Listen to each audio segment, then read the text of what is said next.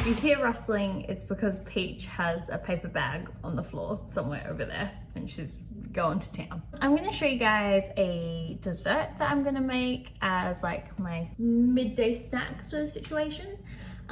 It's basically like overnight wheat bix that people make as the base, and then I'm gonna do like a cheesecake on top. And it's really easy, really basic. So I have some containers. They're probably gonna be way too big, but like whatever, because I can only fit in like one wheat bix on the bottom. I have the gluten-free ones because I don't need extra gluten. I'm meant to be intolerant to it, but I don't know. So I'm literally just gonna like crush that up as the base. I just hit myself in the face. See, it's tiny. Like I said, my containers are way too big. Now my dishwasher's going, it's all a mess. We're gonna do 1 tablespoon of maple syrup. This is the sugar-free Steve's one. Yes, 0 calorie one. This is my favorite personally. So 1 tablespoon of that. You actually don't need to weigh this out, but I just figured I would give you a real measurement because otherwise people complain that my recipes are not recipes. Now in a blender or a food processor or whatever you kind of have, I'm gonna need a big one, that's better. You're gonna put an entire tub of high protein cottage cheese. This is 500 grams, so I'm doing 5 servings. That whole thing is gonna go straight in there, delicious. And I'm gonna do 100 grams of casein custard, keeps it nice and thick. Obviously adds extra protein in there too. You're also need to boil about 1 cup of water because we're gonna use some gelatin. This does like a teaspoon per 250 mils. And that's for a soft set, which is what a cheesecake is. Okay, I have a teaspoon of gelatin in here and I'm gonna fill it with boiling water.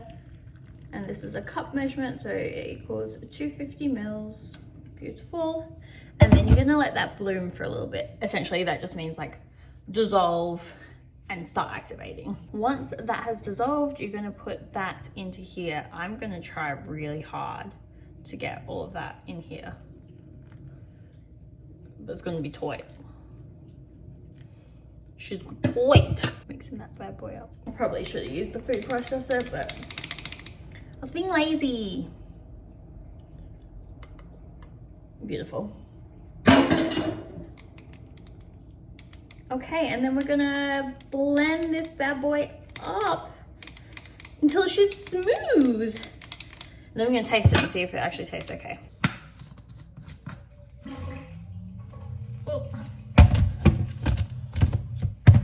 Oh yeah, I forgot. All of my like little things have like snapped up.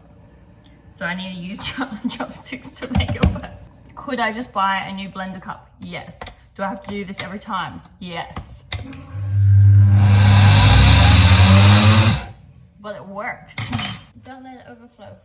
I definitely filled this up like way too much. My bad. I feel like that's done. I am genuinely so excited to eat these every day. It's my little snacky.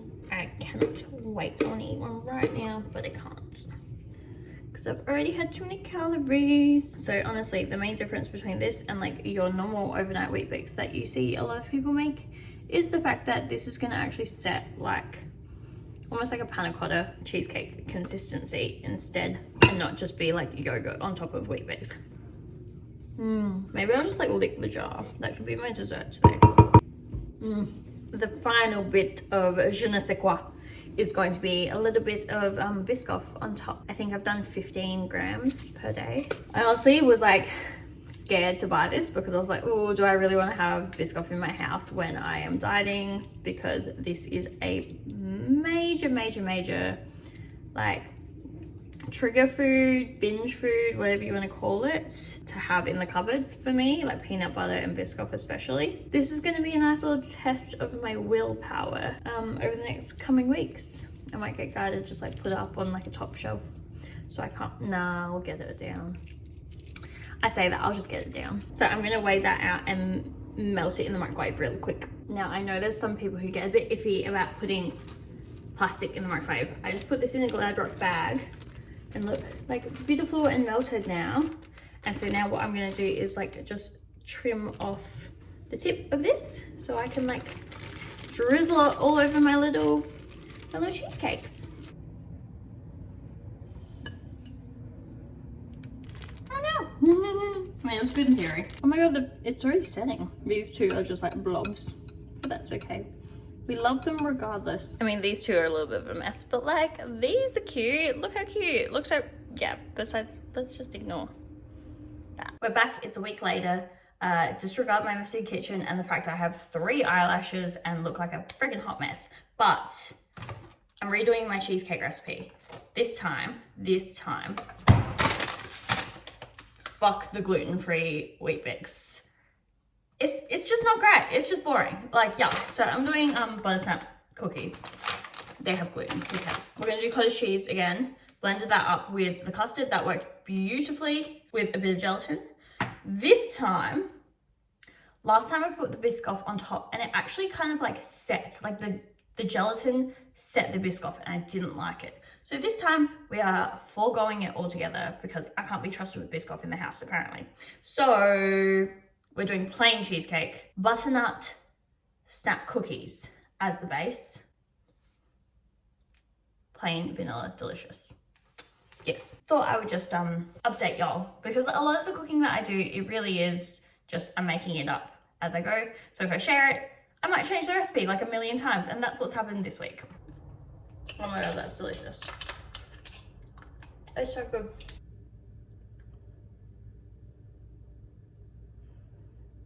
And like I said, sadly this week we are foregoing the Biscoff because I will eat the entire jar and then regret it when I have no calories left for the day. All right, there she is. Cute little cheesecake. Delicious.